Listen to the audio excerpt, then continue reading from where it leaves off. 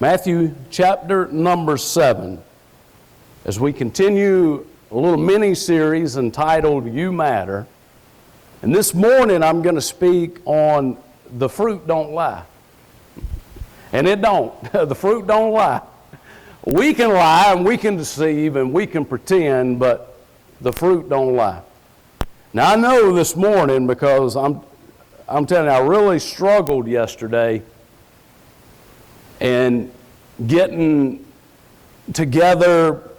I had so much that was written down on paper and notes, and just being able to get what God wanted me to bring today, so I know that the message is for somebody here today, that God's going to speak a great word into your life, and hopefully more than one of our lives, as we look at the fruit does not lie, as we look at your life and how you matter, and God has a wonderful plan for you.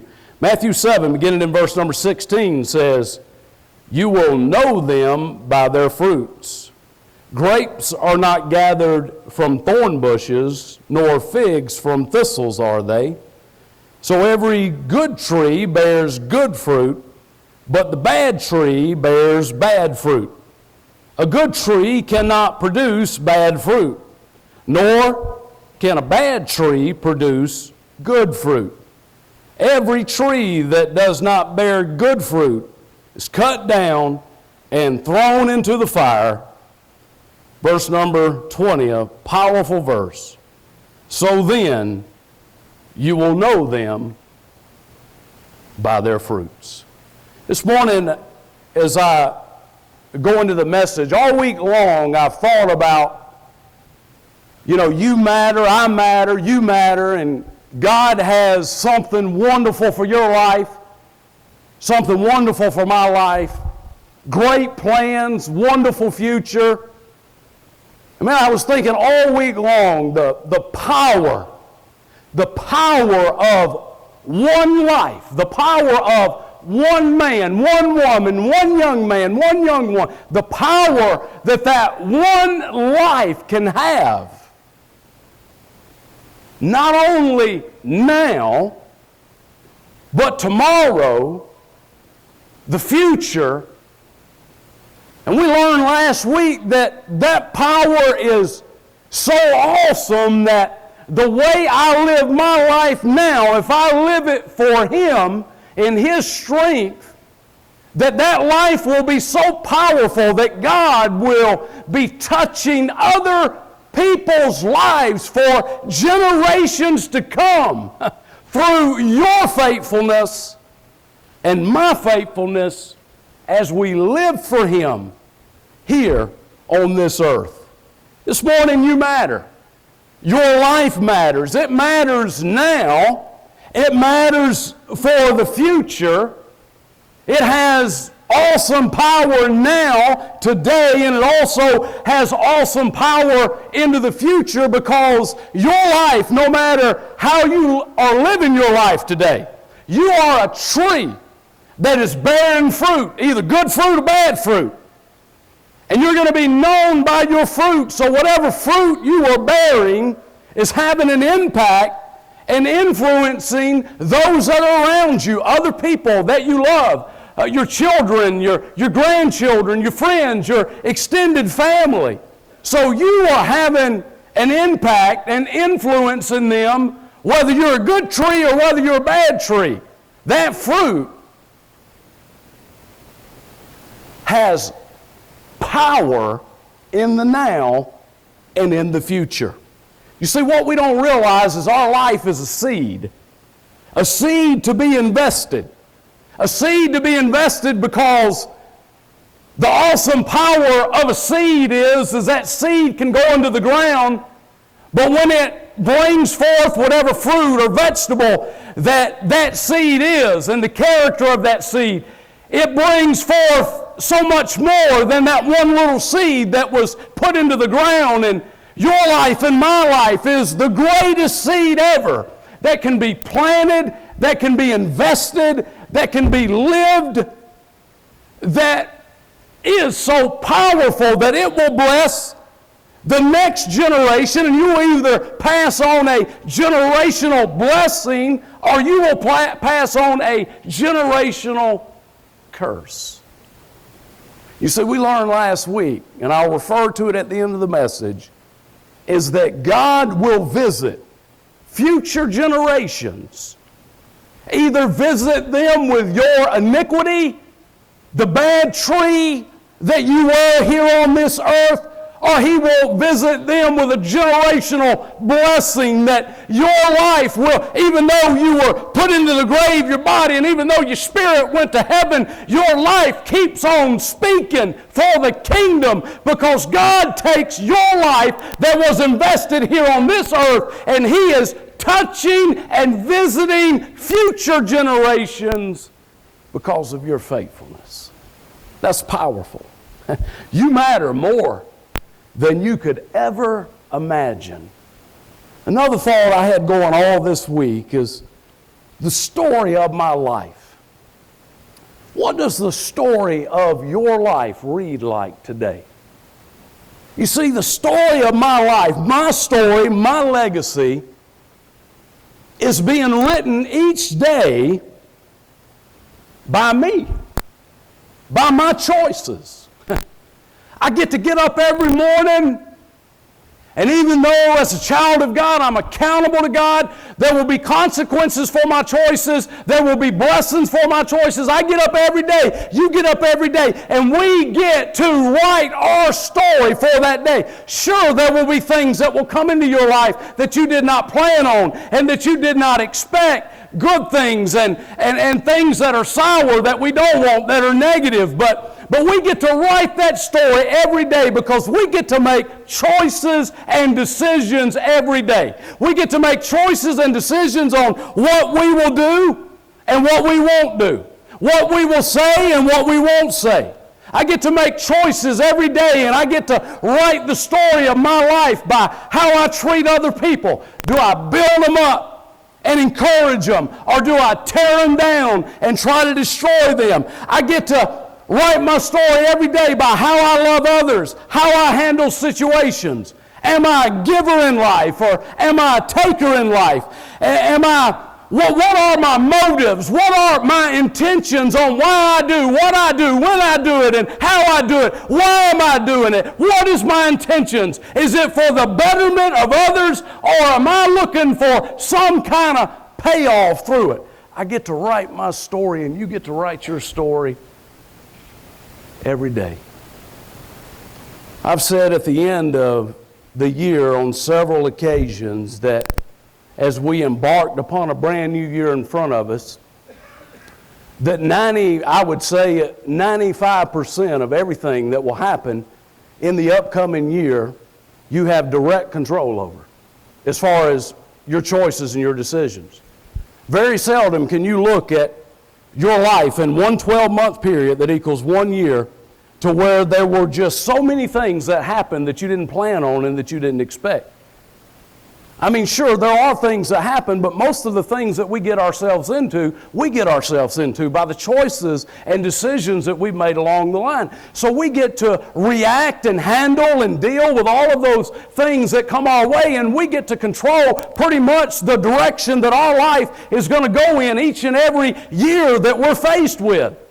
So we really can't really blame anybody else. We can't point the finger at anybody else, because you and I have a choice. We have a choice on how we're going to plant this seed every day, how we're going to invest this seed every day. Will we live for God? Will we honor God? Will we love God? Will we take this powerful seed that we have to plant, and will we use it to impact and influence the kingdom of God in the now and in the future?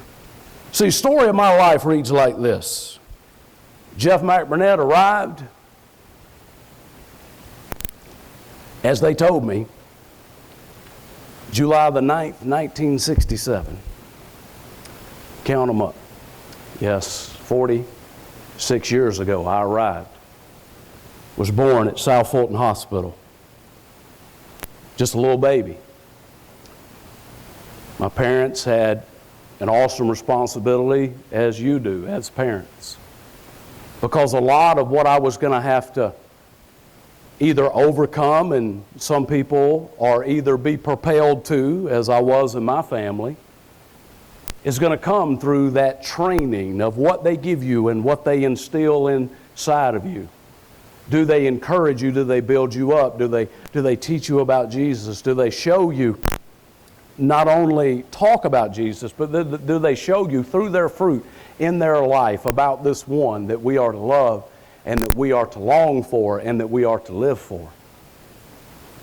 So there came a time where it was time for me to go. Came a time to where I reached an age of accountability where I was able to start making my decisions. And many of you here are already at that stage where you make your decisions, your life story. The power of my one life is going to bring forth a harvest.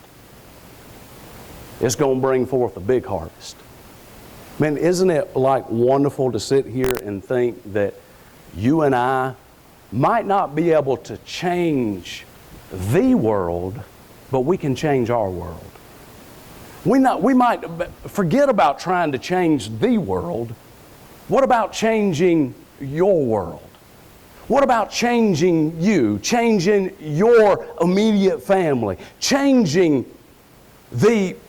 all of the places that God puts you to invest your life, the power that you have to be able to change your world and impact your world for the kingdom of God. You see, I arrived July the 9th, 1967, and I will depart one of these days, and that date is unknown.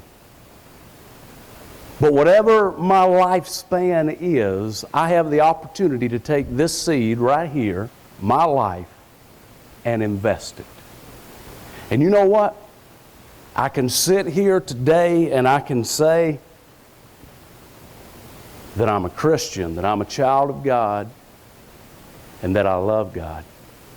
But you know what? The fruit don't lie. The fruit don't lie.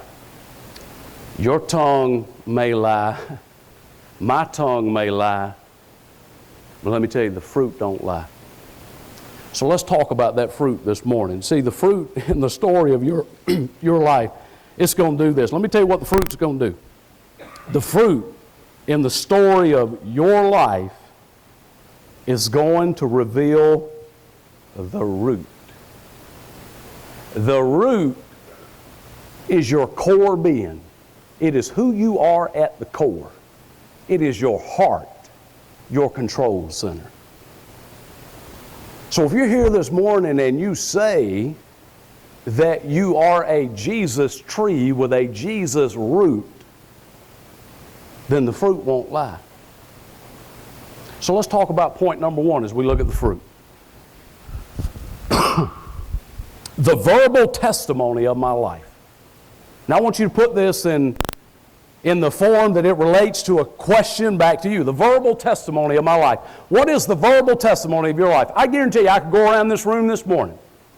If there's 220 people sitting here in the auditorium, I guarantee you that if I went around the room individually, I guarantee you 210 to 215 would say, I am a Jesus tree. I know Jesus. I'm a Christian. I'm a soldier marching in the army of Jesus. I know Jesus. I know I'm going to heaven.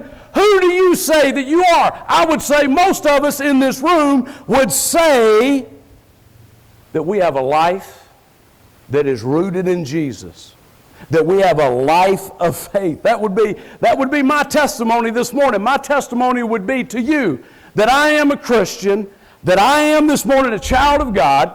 I have a relationship with Jesus. So my verbal testimony to you today would be at the root of my life, at the core of who I am a Jesus root, a Jesus tree. I know Him. I know Him in a personal way. I have a history with Him, a history that makes me love Him more, that makes me want to worship Him more, that makes me want to love Him more. My story, my verbal testimony to you would be, I know Jesus. I know in whom I have believed. And He has not only kept me, He is keeping me. And I believe He will be faithful to keep me and to be with me every step of the way from this day forward. Your verbal testimony this morning, what would it be? You see, your core of who you say you are. See, we can say that we are at the core a Jesus tree, that we got a Jesus root down there. But you know what? We can't see the root this morning. I can't see your heart, and you can't see my heart. So we can say that we love Him. We can say that we belong to Him. We can say that He is my Father. I am His child. That can be your testimony this morning. And I hope that the invisible root that we cannot see is what you and I say that we really are right here in point number one. Number two, not only the verbal testimony of my life, but the visual truth of my life. The visual truth of my life. First of all, who do I say that I am? I get to talk. I get to be able to use my words, and if Satan can transform himself into an angel of light, and he can use deception in an art form, I'm sure that in our sinful nature, we can learn how to be deceivers. We can learn how to pretend. We can learn how to act like something that we're not. There's a New Testament word that Jesus used. He called them whitewashed tombs. Another word would be hypocrites, proclaiming to be one thing, but yet the visual representation of their life did not represent who they said they were. There's the verbal testimony of my life, who I say that I am, but then there's the visual truth. What does the fruit say? Jesus said, Jesus is talking in Matthew 7, He says a good tree won't bear bad fruit. A bad tree won't bear good fruit. And then He even goes a step further and He says, you will know them by their fruit. Because Jesus said the fruit don't lie. The fruit always reveals the root.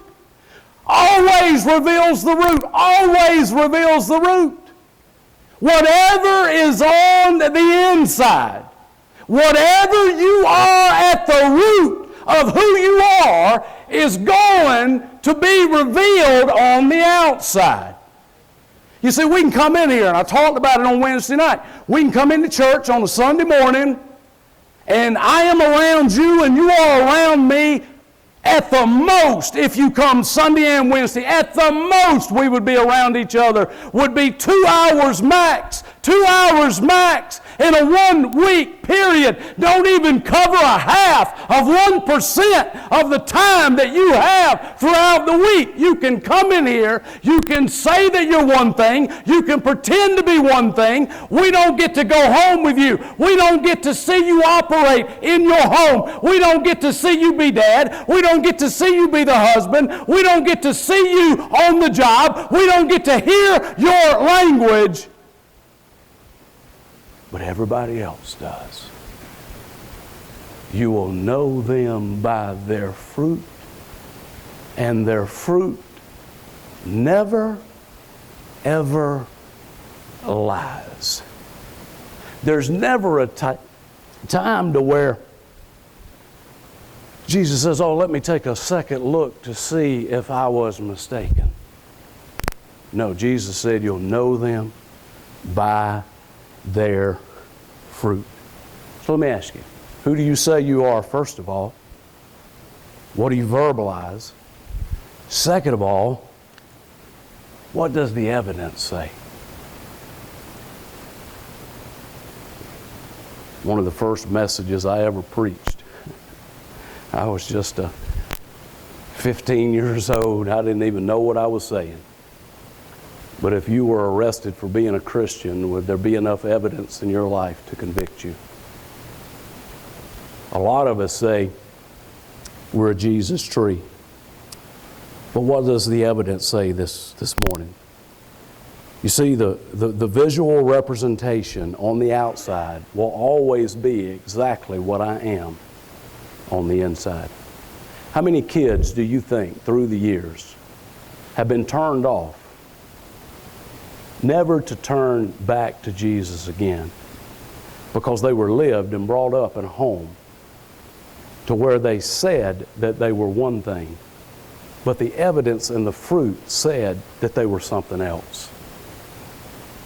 And it soured their spirit, because they knew what Dad was really like. They knew what his language was really like. They knew what his attitude was really like, and it did not reflect Christ-like at all. It did not reflect love, giving someone else what they don't deserve. They did not see peace in that home. They saw turmoil. What does the evidence in your life say about you this morning? Number 3, the verbal testimony of your life, the visual truth of my life.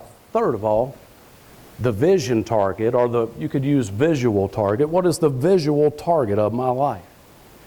Well, if I'm one of the number of the 215 of us that would say that we are a Jesus tree, then what would be the visual target that I'm aiming at? What would be, if I belong to Him and I am a child of God, what would my target be as God has said in His Word? Well, it would be to be like, not to be like Mike, but to be like Jesus. To be like Jesus. Because if we're like Jesus, we're going to bear Jesus' fruit. You want me to tell you the power that your life and my life has? Just think about it. If you really are a Jesus tree with a Jesus root, what you say visually, what you say verbally matches your life visually. You are bearing Jesus fruit in your life. The Jesus fruit that you are bearing in your life is, this is your character. These are your character traits now. Jesus now is coming to define every area of your life now. When you came to know Him, yes, you were just a baby, but now you're growing, and that root is getting stronger as you abide in the vine, and now all over your life you are bearing Jesus' fruit. Do you not think that would not be powerful in your life and in your home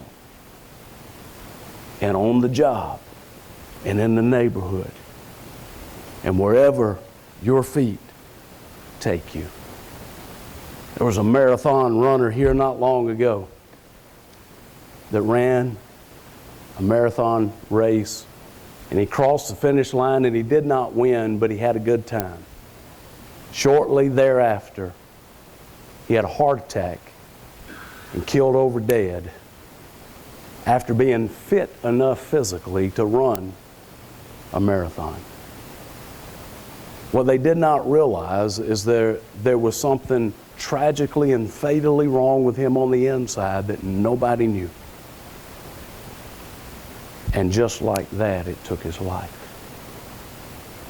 You see, there could be something on the inside of you that maybe you don't want to admit today. Something tragically and fatally wrong. Because you know the story of your life today is not bearing the evidence and the fruit that Jesus says you will be known by if you are that person. I want to challenge you to go home and read this whole chapter number 7. If you read some verses right up before this, it will say, in the words of Jesus, "Enter you in at the strait gate. For strait is the gate, and narrow is the way that leads to life. And few there be that find it. But wide is the gate, and broad is the way that leadeth to destruction, and many there be which go in thereat." What do you have? Few, many. Verse 21, read it in your text. Many will say to me in that day. Many, many referred to who? Many of the ones that said in a service just like this at Lighthouse Church or whatever church, and verbally they said, I'm a Jesus tree. I have a Jesus root. I am a child of God. I belong to Him. But really, they did not have a Jesus root. They had a form of God. They had a form of religion. They had a form that led them to be deceptive and pretend in their life, but the fruit in their life did not bear witness that they were who they said they were. Many. Now let's look at the Jesus fruit this morning. If you want to know what you and I should look like, let's talk about these 9 things very briefly. First of all, love. Not warm feeling, fuzzy love, but we're talking about agape love, a godlike love. That would be the first fruit that He would bear in your life, and that is when you have a deliberate attitude towards someone else to be able to give to them, to be able to do a selfless, sacrificial act for them, even if they don't deserve it. That's a godlike love. That is a Jesus kind of fruit kind of love. Because did He not go around doing good and loving others like you and me? For God commendeth His love towards us in that while we were yet sinners, did not deserve His grace, did not deserve His mercy, did He not love us with a selfless, sacrificial, unconditional love? Now, if we have a Jesus root, that same love that saved a wretch like you and me is now going to be a fruit in your life for you to be able to love others as Christ loved you. But you know what we do? We do the opposite of that. Instead of loving them, we say we love, but we are the judge, and we sit back, Mr. Critical, Mr. Judgmental. You know, well, I would help meet that need, but let me tell you why I'm not going to help meet this need. Because this is what I do, and if this is what I do with my life, and I handle my life right, and my things right, then why isn't this blah, blah, blah, blah, blah, blah, blah. We got all these reasons. We are Mr. and Mrs. Critic, Mr. and Mrs. Judgmental, to where they have to pass the bar of our expectation. The fruit don't lie. The fruit don't lie. And if you don't have love, you won't have any of the rest of them. If you can't see somebody else the way Jesus saw you, you miss it right at the beginning, because the fruit don't lie. Joy is internal. Joy is not happiness, because happiness is external. Joy is internal.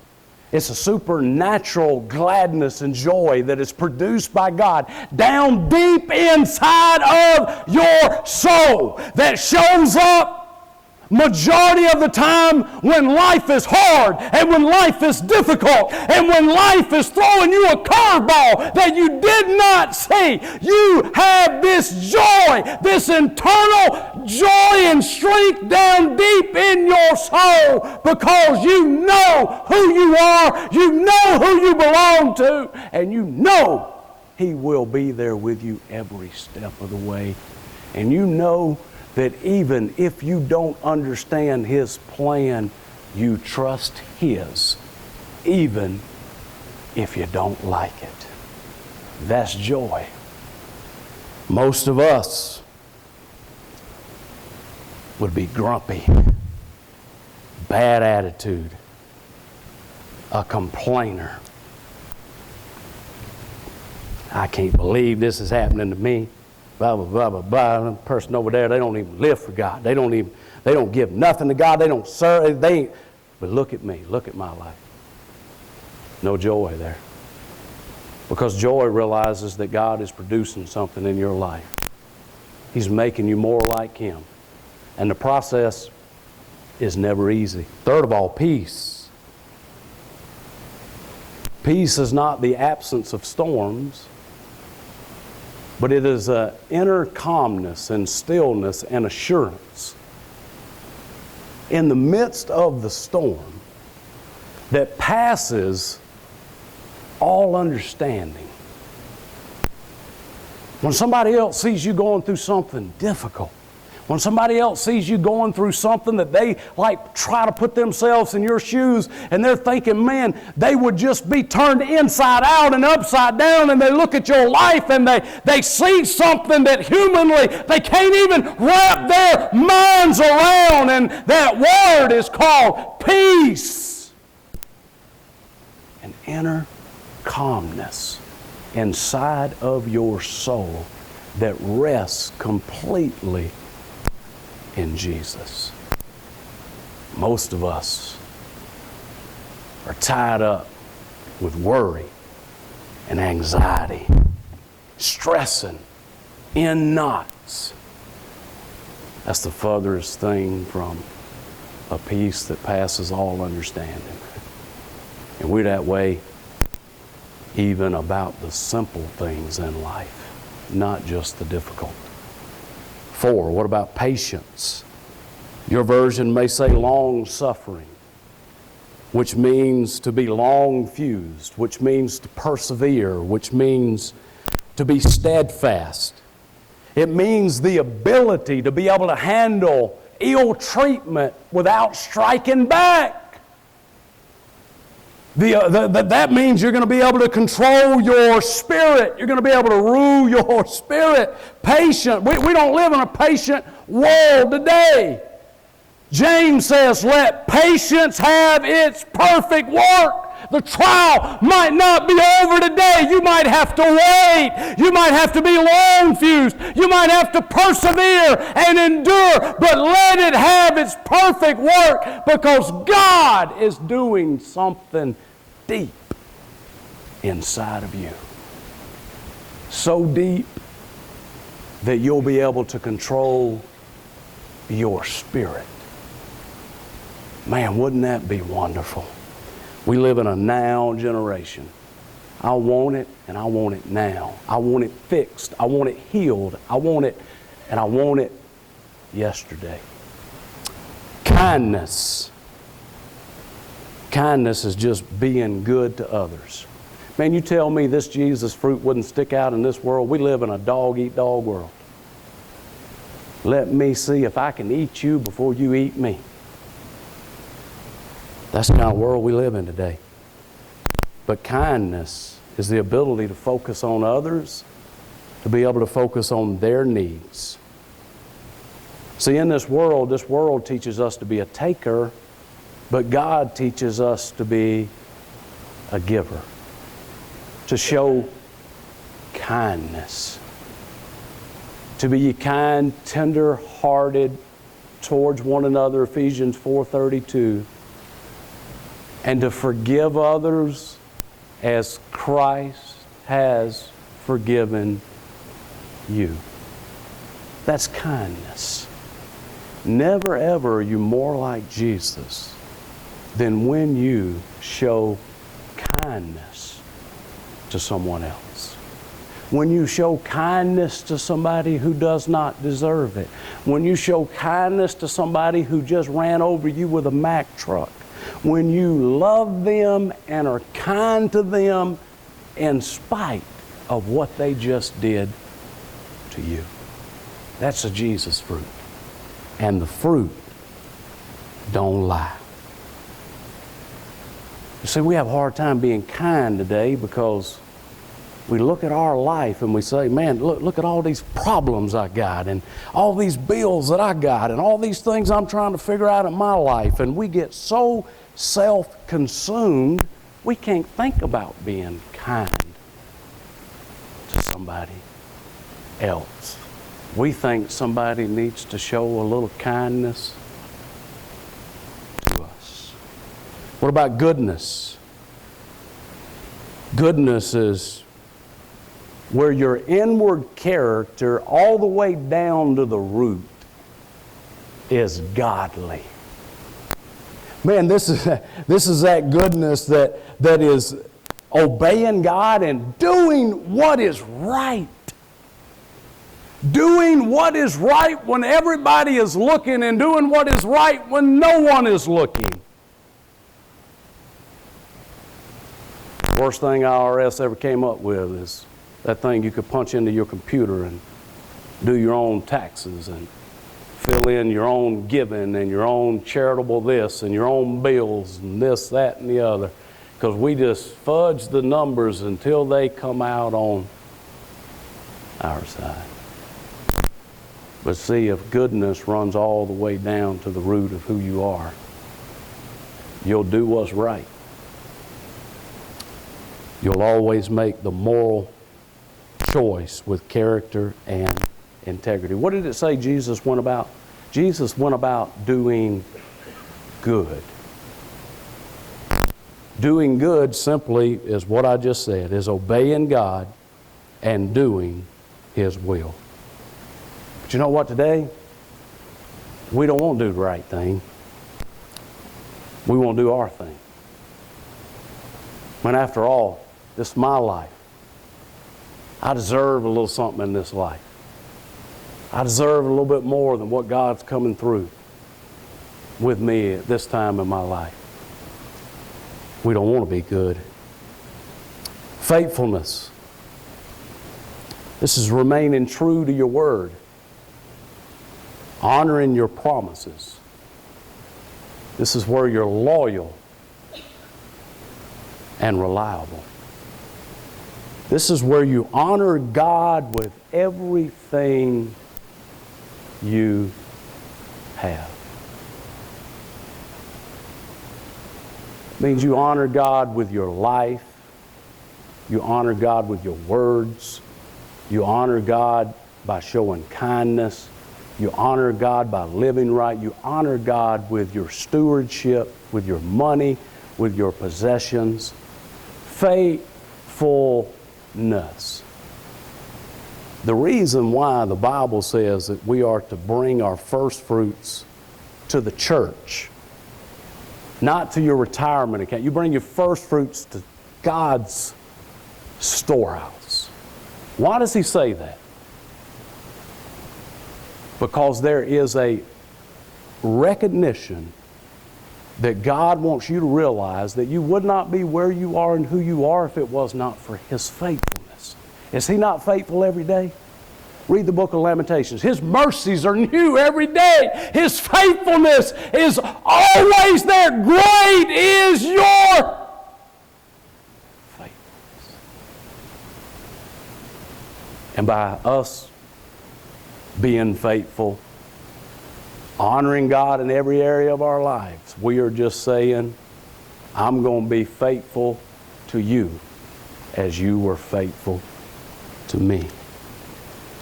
Because you know what? The fruit don't lie. And I know 215 of you here this morning at the root don't know Jesus, because if you did, we'd be turning this community upside down right now. We wouldn't be thinking about having to cut a budget after 90 days. We'd be overflowing with money to be able to do God's kingdom and His work here in this community. But you know what? The fruit don't lie. The fruit don't lie. Gentleness, which is meekness, which is incredible power and strength that has been brought under the control of the Master. The biblical illustration is this wild stallion horse, and the Master will take this incredible strength and incredible power that is wild, full of his own way and his own attitude, and that horse will be meek, which means that incredible power will be brought up under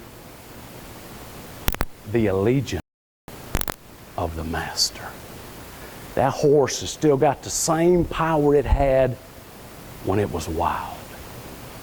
But now, all of that power is funneled and controlled by the Master.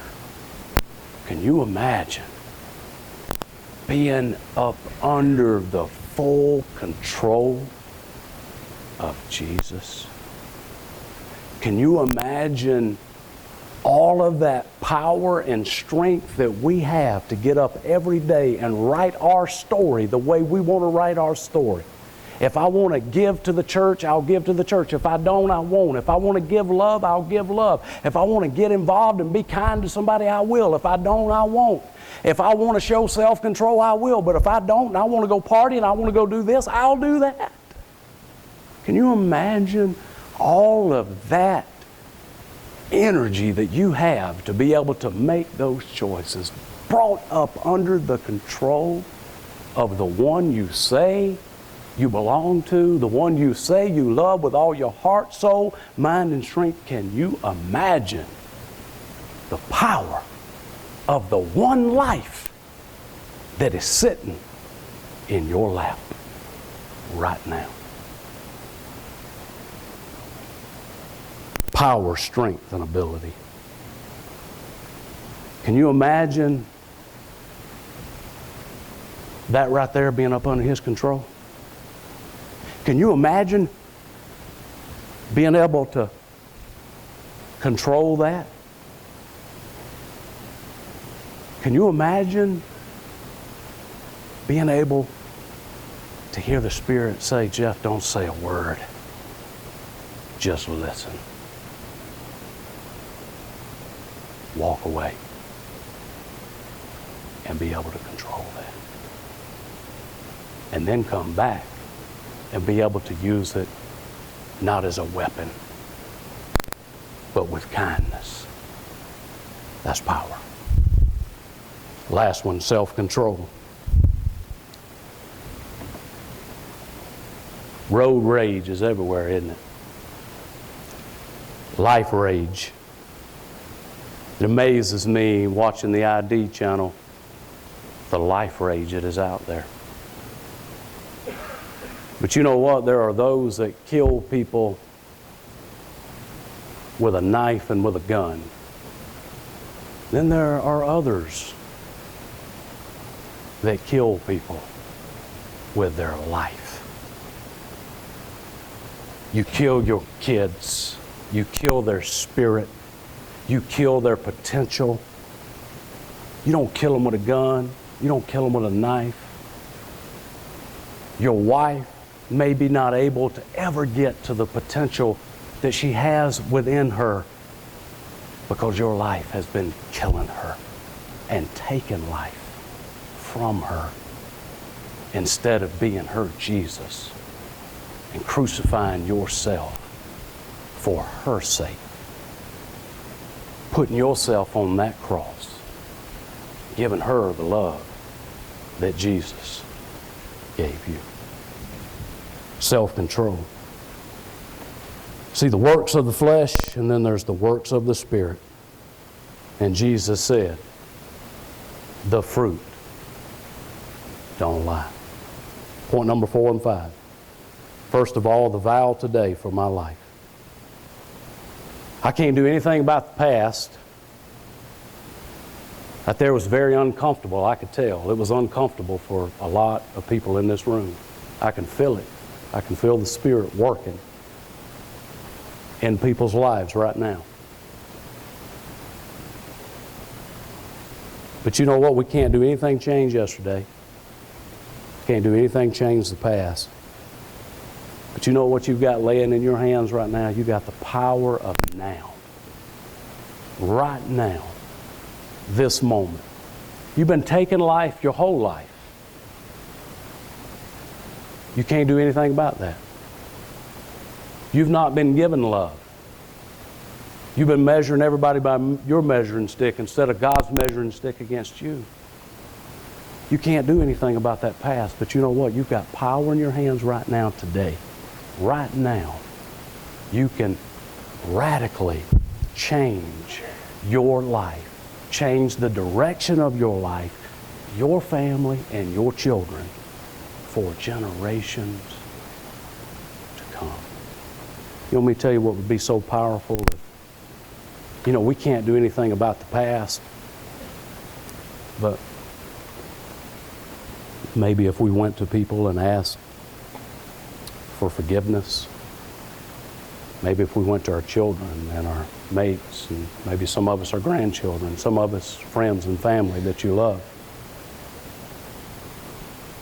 and you can't do anything about what you've done, but you could start by saying, forgive me, because I want my life from this day forward to be different than what it's been up until now. So you are what God says you are. You can do what God says you can do. You can be what God says you can be. You can say what God says you can say. You can give what God says you can give. And you can control what God says you can control. And you know what He says? He says you can control it all when you bring your life up under the control of the Master. Number 5, the visiting touch of my life. The visiting touch of my life. See, my life is powerful and your life is powerful. Because Jesus said last week in the book of Exodus, as we read, that He will visit generations to come based on your life. So what Jesus does right now is He takes the life that you are living, the life story that you are writing, and if you are a Jesus root and a Jesus tree, and you are bearing Jesus fruit, let me tell you, God is touching other people's lives through your life right now. You remember, I was reading all week long and thought I was going to preach on John the Baptist this morning. John the Baptist, the one who cleared the way and prepared the way for Jesus. Repent, for the kingdom of heaven is at hand, and show fruit in your life that bears that repentance that you said you had.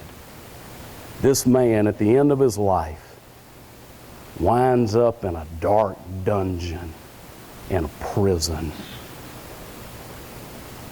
He doesn't know it, but he's going to be beheaded, and he's going to be the first one in the New Testament. There'll be many that will follow, but he will be the first one that will die for his allegiance to Christ.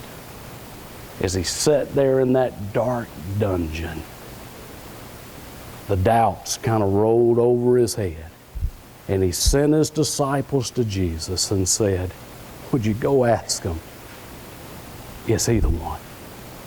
Is he really the one? And they went to Jesus. You can read it in all of the Gospels. And Jesus says, you go back and you tell John that the lame are healed, and the blind see, and the deaf have come to life, and all these different things. He tells them to go tell John. Then as soon as they leave, he turns to the crowd and he talks about John and his testimony and his life. And as I read that, he talks about how great John was and the impact of his life and the power of his life. But Jesus didn't tell his disciples to go and tell them that. He told them to go and tell them what was being accomplished through his ministry. Let me share this with you. There is more happening in your life that you can't see than what you can see. Jesus is looking down at you and me, and he's like, I'm so glad, Jeff, you didn't quit. So glad you didn't throw in the towel. I'm so glad you didn't give up, because I see what you've done. There's so much happening all around you. People's lives that are being touched. And you are being more effective than what you realize if you are a Jesus tree trying to shine for him. Let me close with this. The tree, the fruit, don't lie. The fruit don't lie. You do with that this morning whatever God leads you to do as we stand.